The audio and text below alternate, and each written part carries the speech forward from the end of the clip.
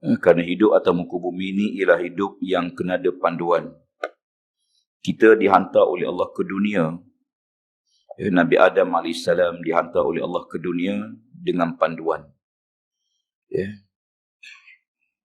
Bayangkan kalau Allah campakkan kita ke dunia tanpa ada sebarang panduan. Manusia akan hidup dalam keadaan tidak ada pedoman, tidak ada bimbingan. Dia rasa apa nak makan, dia akan makan. Dia tak tahu makanan itu baik atau tidak baik bagi dia. Demikian juga kalau dia nak berakidah, beriman, tentulah dia akan beriman dengan apa yang disangka. Pada waktu itu dia berada dalam kesesatan. Yang payah dalam masalah ini ialah orang yang sesat yang dia tak tahu dia sesat. Orang yang sesat dia tahu dia sesat tak apa. Tapi yang payahnya ialah orang yang sesat, yang tak betul, tapi dia tak tahu yang dia tak betul. Maka orang macam ni, dia tidak akan mencari jalan kebenaran. Dia tak akan cari jalan balik. Tuan-tuan bayangkan kalau orang sesat. Musim-musim kita tanya dia sesat ke? Tak. Tak sesat apa, dah 3 kali musim ni. Tak sesat kata dia. 3 tangki minyak dah tambah. Tapi dia tak tahu dia sesat. Sesat yang paling bahaya sekali ialah sesat akidah.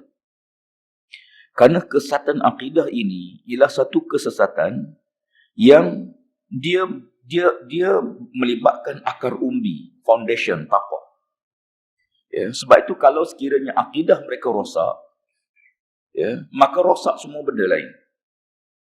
Dia macam tapak rumah lah. Kalau tapak rumah tu sengit, dia akan sengit semua. Jadi Nabi tidak datang untuk membetulkan part bahagian-bahagian dah. Walaupun zaman Nabi itu teruk tuan sekalian, zaman jahiliah. Teruklah. Mereka berniaga tapi mereka menipu dalam sukatan, dalam timbangan. Mereka khianat dalam jual beli. Mereka ada isteri tapi mereka melakukan perzinaan. Rosak seluruh. Jadi kalau Nabi SAW datang, Nabi nak baiki. Zaman itu rasuah teruk, penyelewengan teruk, salah guna kuasa teruk, semua teruk. Tapi Nabi tidak datang untuk mengubah bahagian-bahagian ini. Hingga saya sebut bahawa Nabi tidak datang untuk mengubah rasuah. Nabi tidak datang untuk mengubah penyelewengan. Nabi tidak datang untuk mengubah orang minum arak, orang berzina. Sebab semua kerosakan ini, dia berpunca pada kerosakan akidah. Jadi kalau kita hanya baiki bahagian luar, akidah kita tidak baiki, maka dia akan rosak semula. Sebab tu kalau kita tengok, kerosakan akidah ini perlu dibetulkan dulu akidah dia, sebab yang lain akan ikut. Tuan-tuan, kenapa tuan-tuan tak menipu? Tuan-tuan meniaga, kenapa tuan-tuan tak menipu dalam perniagaan? Tipulah, untung banyak sikit. Kenapa kita tak menipu? Kerana iman kita. Kerana iman. Walaupun kita miskin macam mana sekalipun, sesak macam mana sekalipun, ada peluang buat maksiat macam mana sekalipun, kenapa tak buat maksiat? Kerana iman.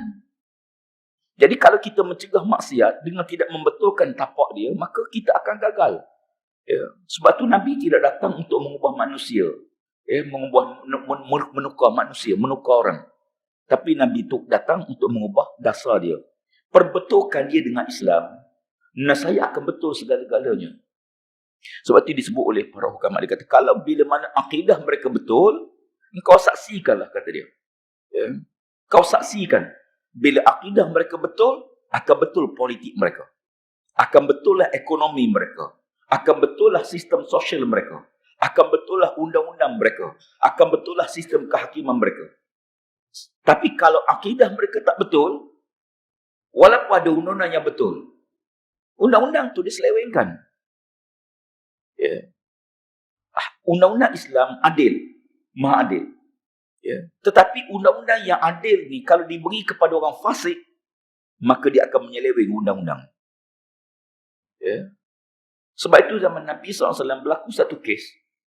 Seorang lelaki Muslim mencuri satu baju besi. Kemudian dia membawa baju besi itu dalam guni. Kebetulan baju besi itu diletakkan dalam guni gandum. Dan guni itu berlubang. Sengaja dilubangkan oleh tuan dia. Bila dia ambil guni itu, dia buat lari. Maka sepanjang jalan tu, gandum tu tumpah. Maka tuan dia tahu, ikut saja gandum ni dia akan jumpa tuan yang curi. Bila dia sedar bahawa dia sedar sepanjang jalan dia ada gandum yang tumpah, lalu dia letakkan barang dicuri ni di belakang rumah seorang Yahudi di Madinah. Letak belakang rumah seorang Yahudi di Madinah.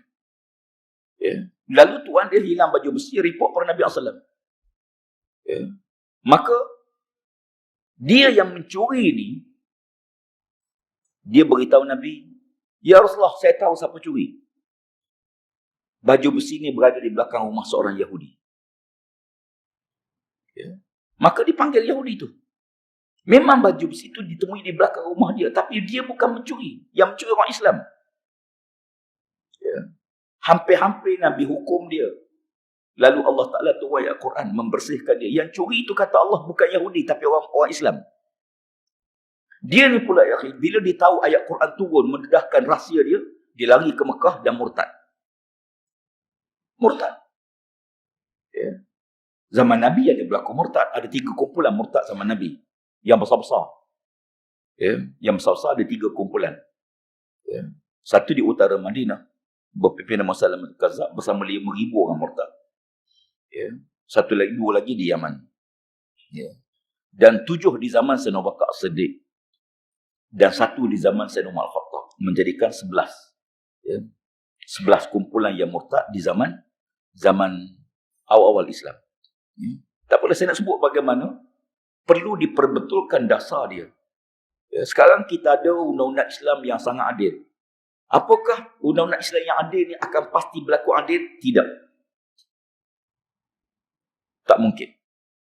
Melainkan yang mengurus tu beriman dengan Allah Ta'ala. Kalau tidak, dia akan menyeleweng undang-undang tu. Sebab syarat undang-undang ni, walaupun undang-undang tu baik, hakim mesti hakim yang bertakwa pada Allah. Saksi-saksi yang bertakwa pada Allah. Dia sistem. Undang-undang ni dia kena lihat dalam kerangka satu sistem. Jangan hanya lihat pada hukuman. Hukuman tu juzuk kecil. Sebab itu Nabi datang, perbetulkan akidah ummah. Betulkan dasar dia dulu. Kalau kita semayang menghadap kiblat, hati kita, diri kita, kiblat semayang ada 3. Satu, kiblat mata kita tempat sujud. Kiblat dada kita ke arah Kaabah. Dan kiblat hati kita ialah kepada Allah Ta'ala. Maka ketiga-tiga kiblat ni betul. Masalah kita kan dalam semayang kita menghadap Kaabah. Dalam politik kita menghadap mereka. Maka kan itu kalau kita tengok, bagaimana boleh sistem yang baik dapat dilahirkan, mesti dibina di atas kebaikan. Sebab tu kadang-kadang ada orang tidak memahami bagaimana Islam datang.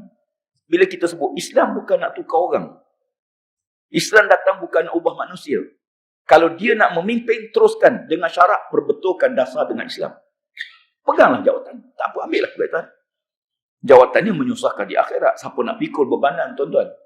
Al-imaratu awwaluha nadama wa awsatuha gharamah wa akhiruha azabun yaumal qiyamah. Auzubillah. Kata Nabi, jawatan ini awalnya kamu akan menyesal, pertengahannya kamu berduka cita, akhirat besok kamu dihumban ke neraka. Siapa nak pikul bebanan? Ada orang nak pikul bebanan, sila.